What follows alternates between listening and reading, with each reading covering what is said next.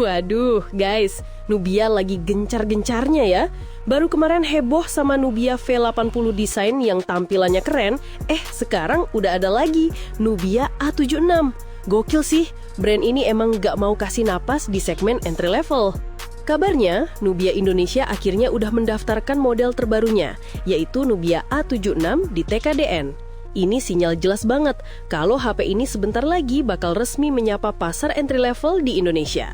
Meskipun secara harga diproyeksikan sangat terjangkau, kita ngomongin HP sejutaan guys. Dari sisi tampilan, dia sama sekali nggak terlihat seperti gadget yang asal jadi.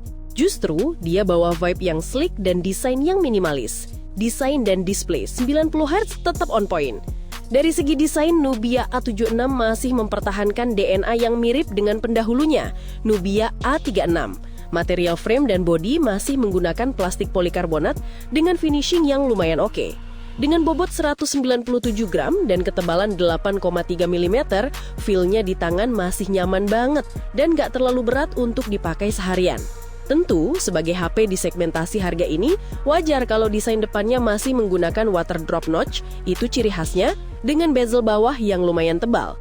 Namun, di sektor layar, Nubia mbak pelit, panel yang dipakai adalah IPS LCD berukuran 6,75 inci beresolusi HD+. Level kecerahan memang mentok di 500 nits yang mana akan terasa kurang kalau dipakai di bawah terik matahari secara langsung. Tapi yang patut diacungi jempol adalah refresh rate-nya sudah 90 Hz. Buat dipakai scrolling media sosial, pindah-pindah aplikasi, atau nonton, pengalaman visualnya jadi jauh lebih smooth daripada HP 60 Hz biasa. Performa, pawangnya Unisoc dengan benchmark lumayan. Di sektor performa, Nubia A76 datang dengan pawangnya Unisoc, yaitu Unisoc T7250 yang dibangun di atas fabrikasi 12 nanometer dengan clock speed 1,8 GHz.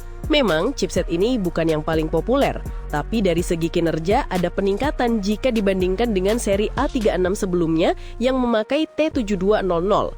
Berdasarkan data benchmark Antutu versi 10, Unisoc T7250 ini bisa menembus angka di sekitar 260 ribuan poin. Ini menunjukkan kalau arsitektur dan optimasi chipset ini cukup solid untuk kelasnya. Angka ini dikombinasikan dengan jenis memori eMMC 5.1 dan RAM LPDDR4X. Saat ini varian memori yang terdeteksi adalah 4GB RAM dan 128GB storage. Kombinasi ini membuat Nubia A76 bisa diandalkan untuk kebutuhan harian, multitasking ringan, dan sesekali main game kasual tanpa lag yang mengganggu. Baterai dan kamera, 50 megapiksel siap jadi andalan. Untuk urusan daya, kapasitas baterai sayangnya tidak ada upgrade dari seri sebelumnya, masih mengandalkan 5000 mAh. Walaupun begitu, kapasitas ini sudah jadi standar wajib dan bisa banget diandalkan sampai seharian penuh. Kecepatan ngecasnya juga lumayan, 22,5 watt, cukup untuk membuatnya terisi penuh dalam waktu yang wajar. Beralih ke sektor fotografi, meski modul kameranya terlihat ramai, lensa yang benar-benar fungsional hanya sebiji, yaitu kamera utama 50 megapiksel.